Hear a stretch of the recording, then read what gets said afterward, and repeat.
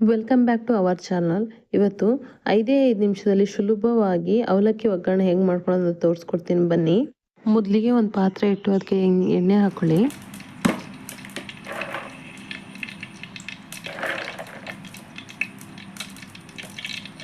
ಎಣ್ಣೆ ಹಾಕೊಂಡ ನಂತರ ಅದಕ್ಕೆ ನಾನು ಇಲ್ಲಿ ನೆಲಗಡಲೆ ಅಥವಾ ಶೇಂಗಾ ಬೀಜ ಹಾಕೊತೀನಿ. ಹಾಕೊಂಡಾದ್ಮೇಲೆ ಸ್ವಲ್ಪ ರೋಸ್ಟ್ ಮಾಡ್ಕೋಬೇಕು ಅದನ್ನ. ಇಲ್ಲ ಅಂತ ಹೇಳಿದ್ರೆ ನೀವು ಆನಿಯನ್ ಹಾಕಿದ್ಮೇಲೆ ಅದು ಬೇಯೋದಿಲ್ಲ. ಆ ಕಾರಣಕ್ಕೆ ಬರೀ ಆಯಿಲಿಗೆ ಶೇಂಗಾ ಅಥವಾ ನೆಲಗಡಲೆ ಅಂತೀವಿ ನಾವು, ಅದನ್ನ ಹಾಕೊಂಡು ಸ್ವಲ್ಪ ರೋಸ್ಟ್ ಮಾಡ್ಕೊಳ್ಳಿ.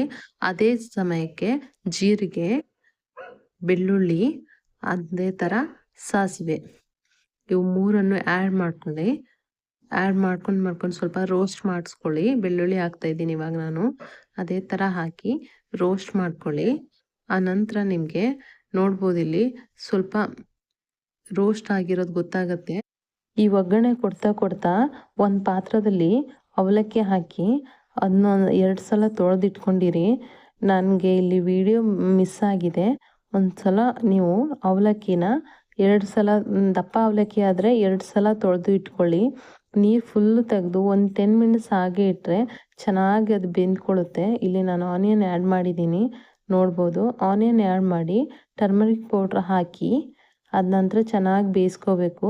ಇಲ್ಲಿ ನಾನು ಯಾವ ಥರ ಬೇಯಿಸ್ಕೊತೀನಿ ಆ ಥರ ಬೇಯಿಸ್ಕೋಬೇಕು. ಅದಾದ ನಂತರ ರುಚಿಗೆ ತಕ್ಕಷ್ಟು ಉಪ್ಪು ಹಾಕಬೇಕು. ಟರ್ಮರಿಕ್ ಪೌಡರ್ ಆ್ಯಡ್ ಮಾಡ್ತೀನಿ ಇವಾಗ. ಮಾಡಿ ಆದ ನಂತರ ಸ್ವಲ್ಪ ಗೋಲ್ಡನ್ ಬ್ರೌನ್ ಬರೋ ತನಕ ಆನಿಯನ್ ಹುರ್ಕೋಬೇಕು. ಅದೇ ತರಹ ನೀವು ಆಮೇಲೆ ರುಚಿಗೆ ತಕ್ಕಷ್ಟು ಉಪ್ಪು ಹಾಕ್ಕೊಳ್ಬೇಕು. ಅದೇ ಥರ ನಿಮಗೆ 1 to 2 ಸ್ಪೂನ್ ನಿಮ್ಗೆ ಎಷ್ಟು ಸ್ವೀಟ್ ಬೇಕು ಅನಿಸುತ್ತೋ ಅಷ್ಟು ಆ್ಯಡ್ ಮಾಡ್ಕೊಳ್ಳಿ. ಇಲ್ಲಿ ನಾನು ಆ್ಯಡ್ ಮಾಡ್ತೀನಿ 1 to 2 ಸ್ಪೂನ್ ಶುಗರ್ನ ಆ್ಯಡ್ ಮಾಡ್ತೀನಿ. ಶುಗರ್ ಆ್ಯಡ್ ಮಾಡೋದ್ರಿಂದ ಟೇಸ್ಟ್ ತುಂಬಾ ಚೆನ್ನಾಗಿ ಬರುತ್ತೆ. ತುಂಬಾ ಅಂದರೆ ತುಂಬ ಚೆನ್ನಾಗಿ ಬರುತ್ತೆ. ಒಂದು ಸಲ ಟ್ರೈ ಮಾಡಿ. ಇದೇ ಥರ ಟ್ರೈ ಮಾಡಿ ಮಕ್ಳಿಗೆ ಕೊಟ್ಟರೆ ತುಂಬ ಖುಷಿಯಾಗಿ ತಿಂತಾರೆ ಮಕ್ಕಳು. ಇಲ್ಲಿ ನಾನು ಉಪ್ಪು ಆ್ಯಡ್ ಮಾಡ್ತಿದ್ದೀನಿ, ನೋಡ್ಬೋದು.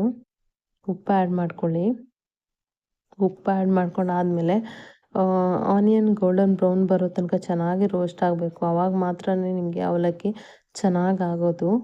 ಇಲ್ಲಿ ನೋಡ್ಬೋದು. ಇಲ್ಲಿ ಮತ್ತು ಶುಗರ್ ಆ್ಯಡ್ ಮಾಡ್ಕೊತೀನಿ ನಾನು. ಇಲ್ಲಿ ಸಕ್ಕರೆ ಆ್ಯಡ್ ಮಾಡ್ಕೊತಾ ಇದ್ದೀನಿ, ನೋಡ್ಬೋದು. 1.5 ಟೀ ಸ್ಪೂನ್ ಆಗೋಷ್ಟು ನಾನು ಸಕ್ಕರೆ ಹಾಕ್ಕೊಂಡಿದ್ದೀನಿ.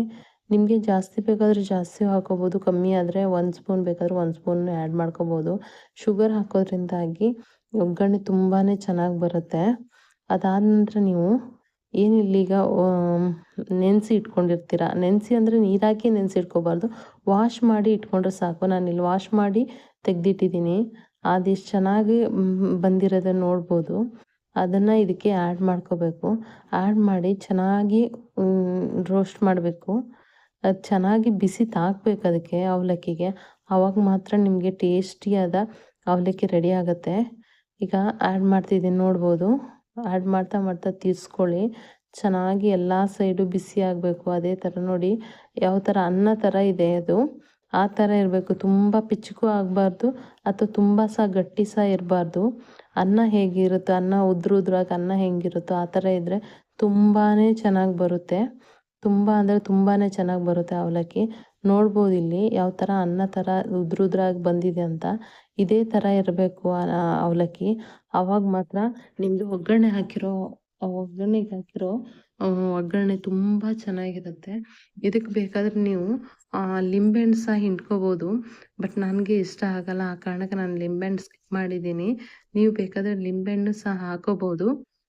ಇಲ್ಲಿ ನೋಡಿ, ಇದೇ ಥರ ಮಾಡಿ ಚೆನ್ನಾಗಿ ಕೈ ಆಡಿಸಿ ರೋಸ್ಟ್ ಮಾಡಬೇಕು. ರೋಸ್ಟ್ ಆದಮೇಲೆ ಎಲ್ಲ ಕಡೆ ಬಿಸಿ ತಾಗಿದ್ರೆ ಮಾತ್ರ ತುಂಬಾ ಚೆನ್ನಾಗಿ ಬರುತ್ತೆ. ಕ್ರಿಸ್ಪಿ ಆಗಿರುತ್ತೆ ಅವಲಕ್ಕಿ, ನೋಡ್ಬೋದು. ಇಲ್ಲಿ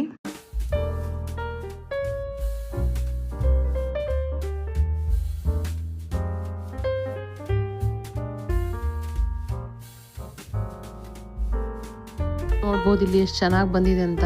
ಇದೇ ಥರ ವಿಡಿಯೋಗಾಗಿ ನಮ್ಮ ಪೇಜನ್ನು ಫಾಲೋ ಮಾಡಿ, ಅದೇ ಥರ ಬೆಲ್ ಐಕಾನ್ ಪ್ರೆಸ್ ಮಾಡಿ. ಆವಾಗ ನಿಮಗೆ ನಾವು ಮಾಡಿರೋ ವಿಡಿಯೋ ಮೊದಲಿಗೆ ರೀಚ್ ಆಗುತ್ತೆ. Thank you so much. ಇದೇ ಥರ ಸಪೋರ್ಟ್ ಮಾಡಿ. Thank you so much.